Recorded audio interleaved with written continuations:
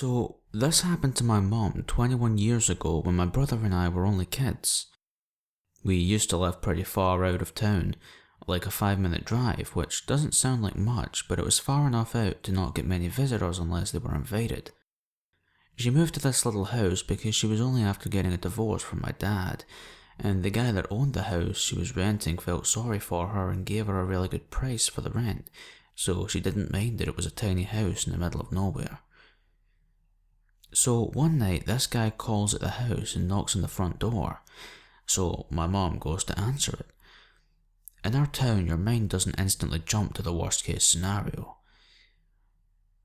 This young guy, mid-20s, at the door was covered in blood, dirt and completely out of breath. He asked my mum if he could use the phone. He had an animal with his car and needed a taxi. My mum said, "No, sorry, go somewhere else." At this point he stuck his foot in the door and said, "Can I use your phone?" I should point out that my uncle, who's a joiner handyman, 6'3", fairly big, was out with my mum at the time fixing something in the kitchen, I think. He came to the front door, saw the guy and told him to fuck off, followed after the guy to the road, and watched as he jumped into a nearby field and just started running in the pitch black. He decided to stay that night just in case the guy came back. Next morning, when my mum was about to take my brother and I to school, police showed up and wouldn't let my mum leave the house. Turns out the guy was arrested after brutally murdering a young kid, 11 years old, just shortly after calling at our house, I assume. Still kinda freaks me out to this day. What would have happened if my uncle hadn't been there that night? This happened to my godmother, who I'm very close with. This took place during the 1970s. My godmother was about 16 or 17 at the time. One day, she was doing homework in the living room when the phone rang. Her mom picked it up, and before she could say anything, she got a funny look on her face and started laughing. My godmother said, "What is it? Who was that?" Her mom said someone just playing music over the phone, probably a wrong number. A few days later, my godmother was home alone when the phone rang. She picked it up, and the song, "Hello, It's Me" by Todd Rundgren started to play. My godmother smiled and thought it was this guy she was dating at the time. She hung up, and the next day at school, she brought it up to the guy she was seeing. He looked confused and said he never called her. She brushed it off as someone who had a crush on her. The phone calls were coming in about 5 times a day now, and she was both annoyed and freaked out. Her parents, however, just thought it was someone who liked her, and each time she picked up the phone, that song was playing. Finally, one day when she answered the phone, she said, "Look, who are you? You've been driving me and my family insane for the past month, so knock it off." That only seemed to make it worse, because now she was getting calls at 1 in the morning. Fast forward to about 2 months later. This had been going on for a while, and one day, my godmother decided to go to the record shop with some friends. While she was there, she noticed this middle-aged guy looking at her. She didn't think anything of it until he walked up close to her and started looking at some records. Then, he takes a Todd Rundgren record, shows it to her, and started whistling, "Hello, It's Me," the song that was playing whenever she answered the phone. And with that, she told her friends that she didn't feel well and left. And just like that, the call stopped. I don't know what this guy's intentions were, but they definitely were not good. Walking to the store, I noticed this man sitting in a car by the store. As I enter, a little girl walks in behind me, and the man immediately exits the car and enters behind us. He then proceeds to walk to the corner where the little girl was looking at drinks, and starts talking to her. She responds politely. A few more moments pass, and you can see her start to get this uneasy look. I then proceed to walk over to the same area and put myself between the man and the little girl as I was getting a drink from there. The girl looks at me and smiles and briskly walks to the counter and pays for her drink. The man noticed she was gone and started walking after her. She exits the store and the man follows quickly behind. I walk up to the cashier and tell him to call the police. The little girl turns into an alley that is a shortcut between the store and many apartments, and the man follows her, picking up speed. I get this really uneasy feeling, so I proceed to run after her. I yell at her and say, "Sweetie, you forgot your change." The second the guy heard my voice, he sprinted back to his car. I tell the little girl to head home quickly, as she was aware what was going on, and to tell her parents. I run back to the area where I seen the man in his car, and see him attempting to pull out as fast as he can. But he was not fast enough, as his plates were recorded by the store clerk and myself. Police arrived, a statement given. Fuck this guy. I went to a shop to get some food. When it was ready, I went to the counter to pay when some random guy came up behind me. He was standing so close to me, so I turned around to tell him to back off a bit. When I turned around, his face was literally inches from mine, and he said, "Oh, wow, you're so pretty." His hand reached up, trying to squeeze my breast. I managed to slap it away and put the distance between us. The cashier who had been watching this event unfold yelled to him to get away from me. I was so shaken up that I couldn't find my voice. The guy laughed in my face and left to his table, where he was sitting with his friends. The cashier apologizes to me for what happened and demanded that the guy and his friends leave. The sick psycho didn't take it too well and slammed his fist on the table before leaving with his friends. Staff at the restaurant were nice enough that one of them escorted me to my car, just to make sure the pervert wasn't around. I drove back home, feeling really angry. To the pervert who tried to squeeze my tits, "You're one sick motherfucker. Go get help, would ya?" I live in a small village in the very north of Scotland, so large shops and resources are a far distance. For that reason, I usually rely on internet shopping to get me my needs. I needed to buy a backpack for when I leave for university, one better than the one I already have, so I turned to Craigslist as I normally do. As a student, I prefer to go for the cheap option. Craigslist usually provides that. After looking for a short while, I came across a really good looking bag at only £15. I thought this was an absolute steal, so I phoned the seller. Immediately what struck me was this guy's accent. It was obvious that he wasn't Scottish, or even from the UK. He sounded Polish or something, I'm still not sure. He said he was from Glasgow. That's at least 5 hours by car from where I live, but when I told him the area I was from, he reluctantly offered to come out to my house to give me it. This all seems strange because the sale was only for £15. Nonetheless, I foolishly gave him my fucking address. He said he'd stop by later that day.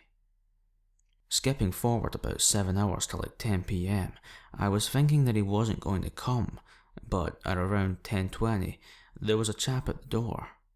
Surprised that it was so late, I looked out the window round to the front door, just to be sure, and sure enough, it was a young guy standing with a backpack in his hand.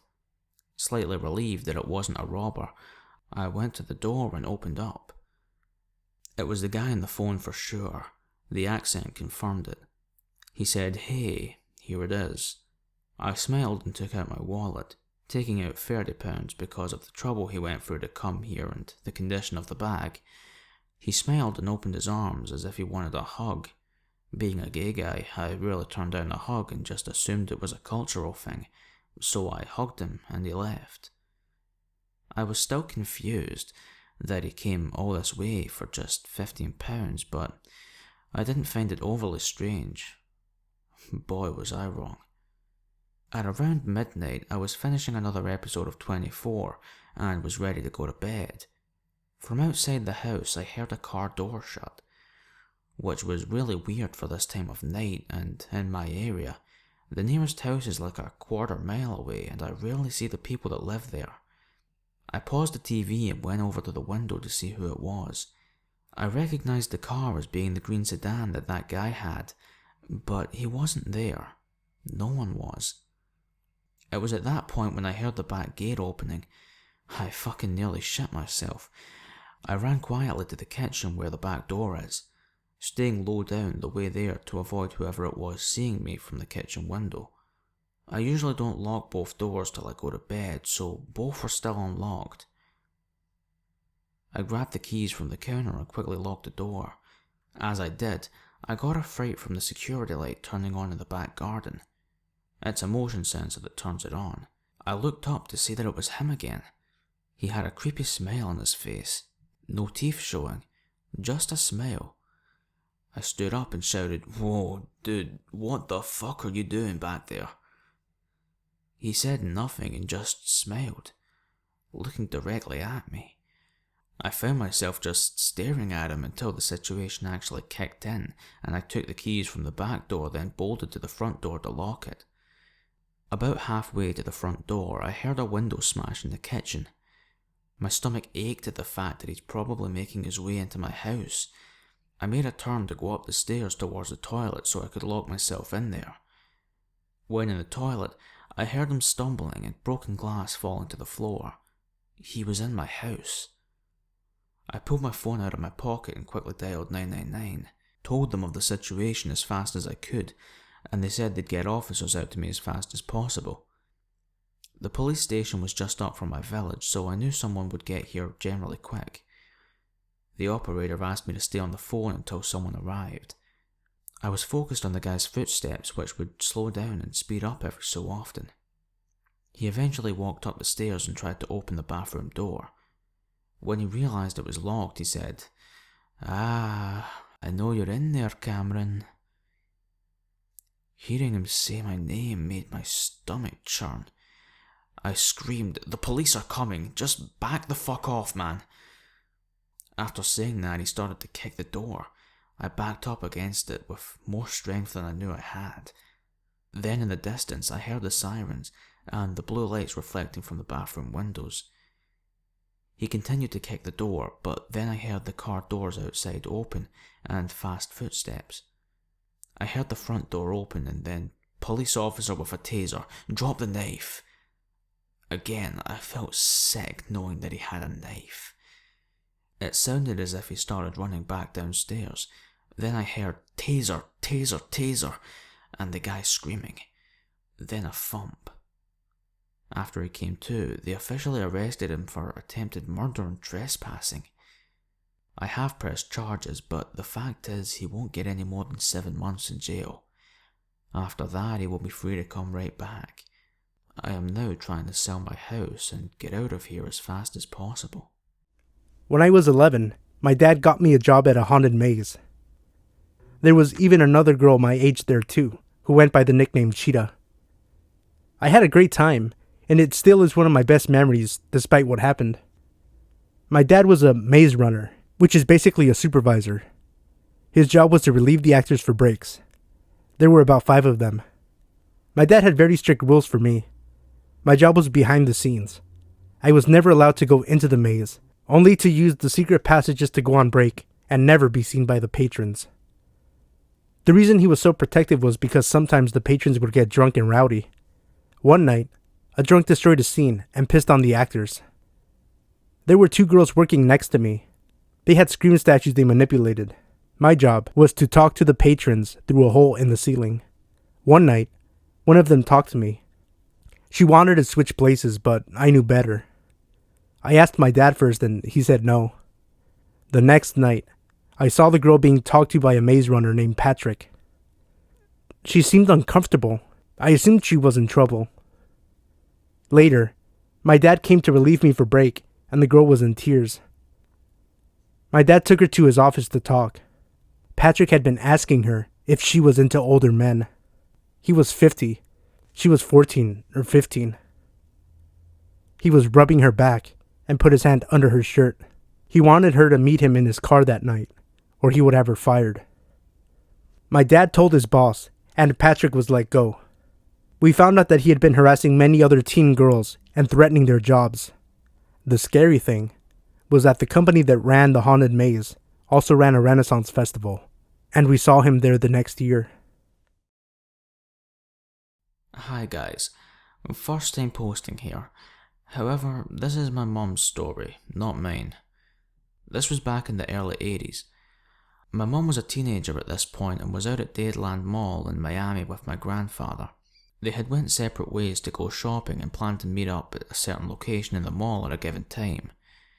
While my mom was walking through the mall, an older guy approached her and kept telling her that she should model and come back to his place to do a photo shoot. This guy was really persistent and wouldn't leave my mom alone.